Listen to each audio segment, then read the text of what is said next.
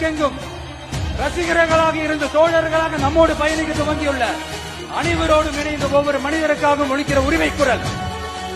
மாநில உரிமைக்காக, பெண் உரிமைக்காக, சமூக நீதிக்காக, சமநீதிக்காக, மதச்சார்பின்மைக்காக உண்மையா ஒலிக்கிற குரல். அதனால் இந்த குரலுக்கு எதிரா இன்னும் இன்னும் எத்தனை குரல்கள் வந்தாலும் ஓங்கி ஒலிக்குமே தவிர ஒரு நாளும் ஓயவே ஓயாது. Yes, it is an unstoppable voice, an unstoppable force.